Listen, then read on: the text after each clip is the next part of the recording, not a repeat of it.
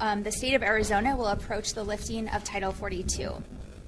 For the past 3 years, the federal government has used Title 42 as a temporary solution to a permanent problem. On May 11th, that will come to an end. As a result, Arizona communities will once again be responsible for managing the influx of migrants entering our southern border. Let me be clear.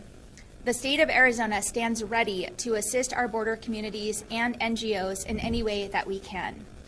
When I took office, I made it a priority to visit the border and meet with leaders on the ground in their communities.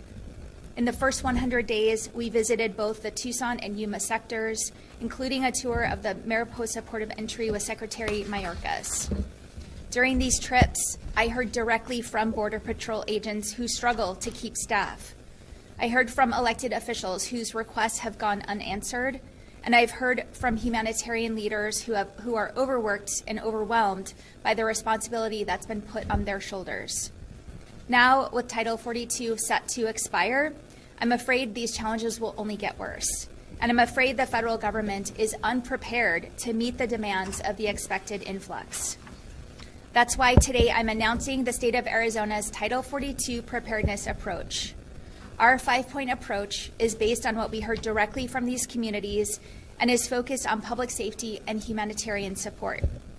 Additionally, our approach will use the state tools we have at our disposal to help border communities. We'll use all the state tools we have. Let me be clear, I will not politicize the border.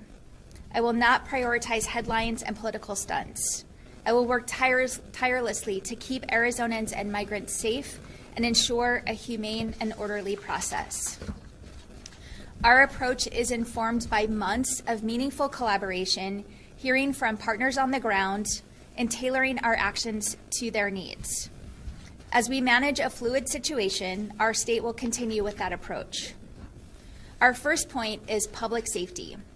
I've directed the Arizona Department of Public Safety to assist local sheriffs and law enforcement in maintaining safety and security on Arizona highways and prevent harmful drugs like fentanyl from being brought into our state. I've also encouraged the federal government to double down on the approach outlined in Operation Blue Lotus and hope that they will continue to crack down on any and every drug trafficker who thinks they can exploit this potential humanitarian crisis for their own gain. Second is partnerships.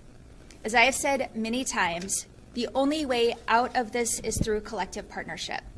That's why my office has spent months developing and strengthening partnerships with NGOs, federal agencies, local governments, and tribal communities. We will rely on these relationships and the open lines of communication that have been created to monitor the situation at the border and ensure tailored action is taken where needed. To best facilitate this communication, my team is standing up a joint information command where our partners can share updates, raise concerns, and coordinate responses. 3 is transportation. My administration will continue to assist with the transportation of migrants to their final destination. DEMA will assist, provide, and coordinate the best and safest mode of transportation for migrants. By doing this, we can mitigate the impact of the increased migration on our border communities. We will make sure the most cost-effective method of transportation is being used and that there is clear coordination between sponsors and NGOs. 4th is emergency shelter. DEMA will play a similar role ensuring migrants are sheltered while they are awaiting transportation out of Arizona. And finally, 5th, as I have done before, I am prepared to take executive action. We will activate state resources as needed and provide access to emergency resources if deemed necessary. That includes, but is not limited to, sending additional National Guardsmen to the border. While we are prepared to take state action in any way that we cannot manage this influx alone.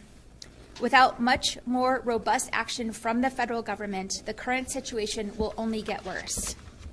I've sent letters to President Biden and Secretary Mayorkas outlining specific actions that need to be taken. As of today, we have not received an adequate response. We will continue to relentlessly